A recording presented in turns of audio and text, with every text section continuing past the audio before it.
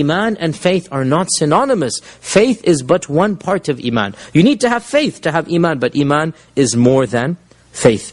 Another benefit from Abu Talib's story is the danger of hanging around evil company. Because Abu Talib's final compatriots were Abu Jahl and Al-Walid ibn Utbah and that ilk. And he would have accepted Islam, he himself said. But those people and the ego of being around those people was too much for him. So one needs to look at one circle of friends, because one circle of friends will influence him. A fiqh benefit here, that being a non-Muslim and dying as a non-Muslim doesn't mean that the Muslim relatives have nothing to do with the funeral. No. Ali thought that because my father is a non-Muslim, I cannot even do anything with the funeral. And so when the Prophet said, go and bury your father, the first response of Ali, he's a mushrik. And the Prophet said, I know he's a mushrik, go and bury your father. And therefore this shows that when a fiqh benefit, when a non-Muslim relative dies, one may attend the funeral and help with the processions and even financially contribute. But the condition is that you don't do the religious ceremonies. You don't do the religious ceremonies. Now, of course, Ali was the one who was put in charge of the body, and so there were no religious ceremonies. But if there were to have been religious ceremonies, so in our case, if there's a convert and a relative of theirs who's a non-Muslim dies, they may go to the funeral, wake, the procession, but they don't participate in the church services, because that's not our religion. Let them do as they please, but we cannot participate in the religious services. But some people say that you're not supposed to go to the funeral of a non-Muslim relative. This clearly shows us that not only going to the funeral, he took charge of burying. He dug the grave himself, and he put the kafan and the shroud, he put it in, and of course you put the kafan and the shroud on the dead person, even if they're not a Muslim. And so Ali took charge of this, and the Prophet ﷺ corrected this misunderstanding.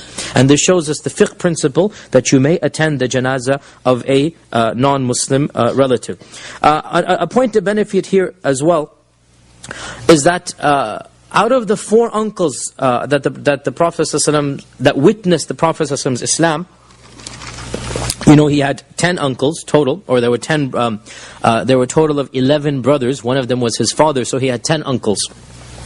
Of those 11 brothers, i.e. the sons of Abdul Muttalib, of those 11 brothers, 7 of them died before the Prophet ﷺ began preaching the message.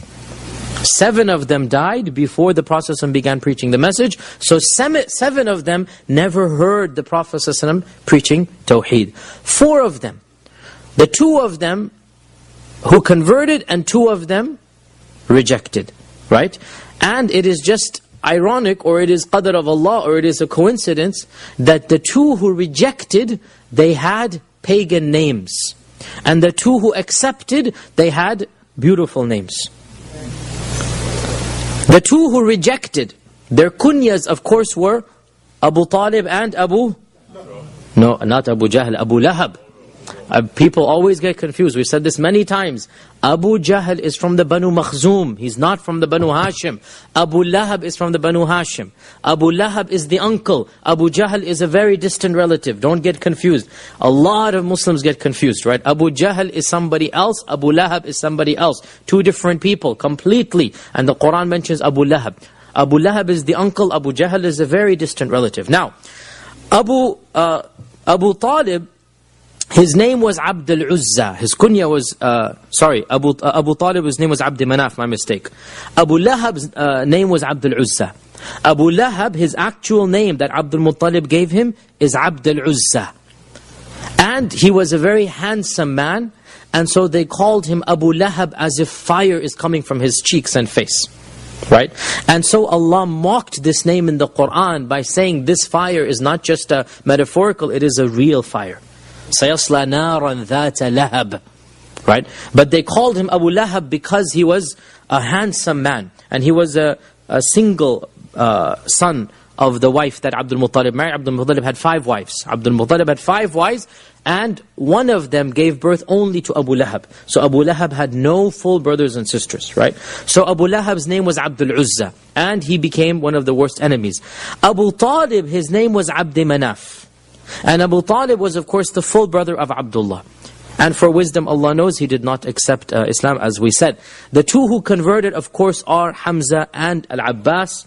And both of these names are their original names. And both of them mean the same thing. What do they mean? The lion. Both of them mean the same thing. Hamza and Abbas are 2 names for the lion in Arabic. They say that Arabs have 500 names for a lion. And Allahu Alam, I mean, some people have tried to make this 500 list, but they've only gotten 150. But they have a huge number of names of the lions, right? Both Abbas and Hamza are names of the lion. And Hamza also has the connotation of strength.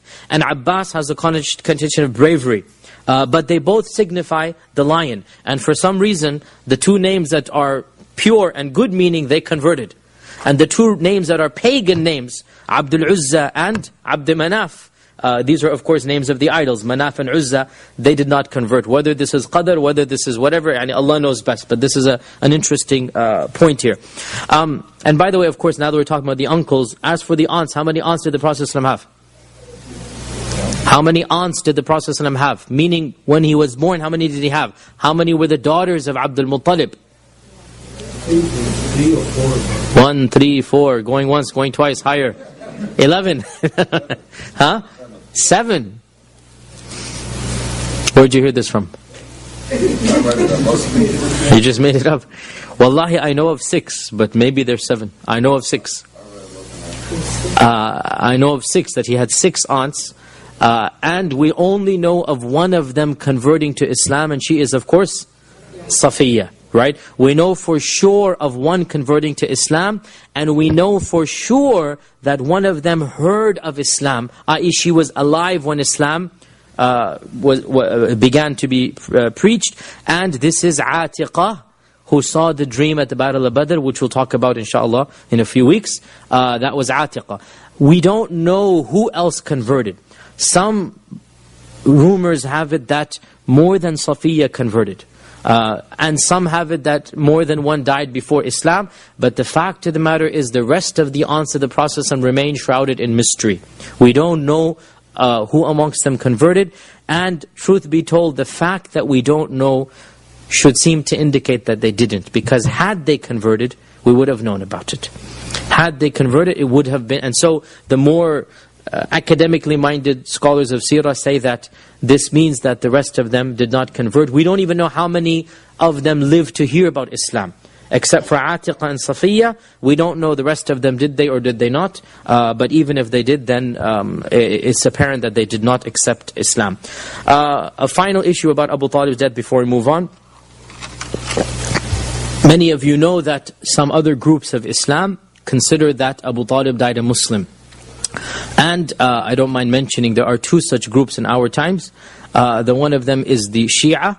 The Shia believe that Abu Talib died a Muslim, and if you say otherwise, they are insulted by this. And they say that this is a big insult. Of course, they are insulted because from their perspective, they do not think the Imam's father, like, you know, they have 12 Imams, and all of these Imams, they go back to, of course, Ali. Ali is the first Imam. So for them, it is an insult that the Imam's father would not be a Muslim. And this is a huge insult for them.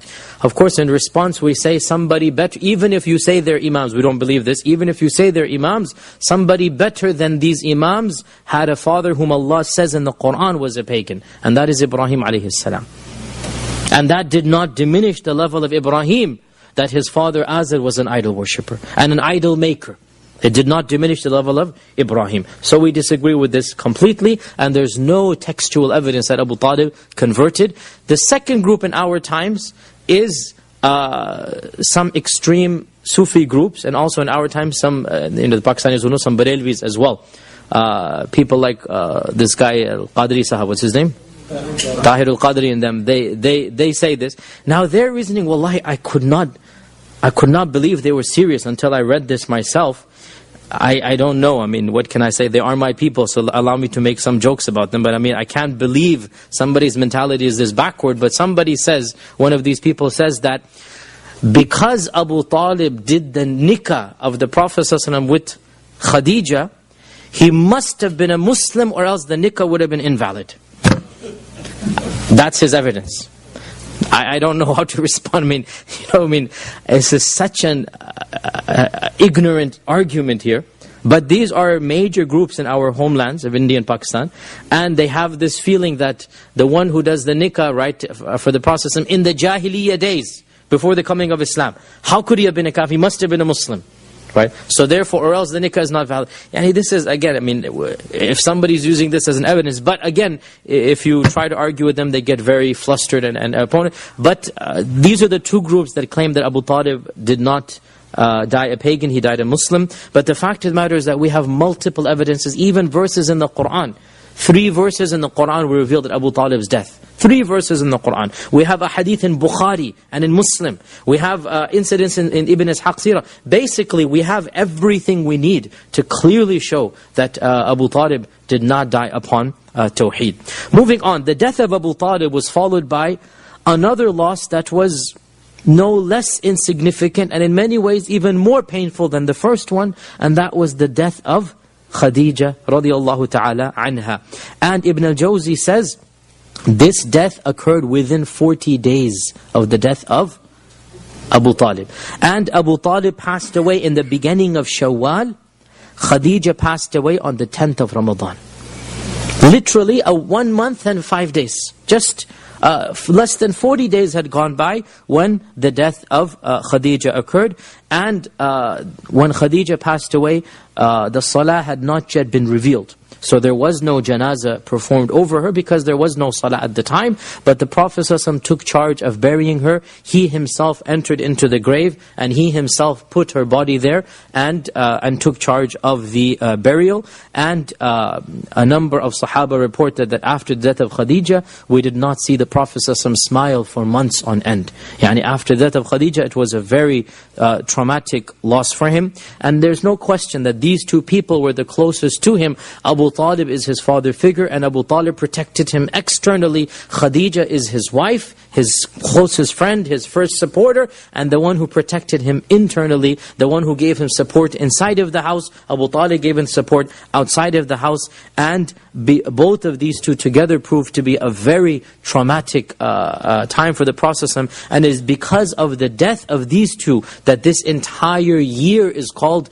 the year of sorrow. Meaning that he was overcome by grief so much that the whole year was called the year of sorrow. And the blessings of Khadija I have spoken about many, many times, and I've even given a long lecture to the sisters about the whole life and times of Khadija, and how much the Prophet ﷺ loved her, and how jealous Aisha was of Khadija, even though Aisha never saw Khadija. She never saw Khadija, but her heart burned with jealousy because of the love of the Prophet ﷺ.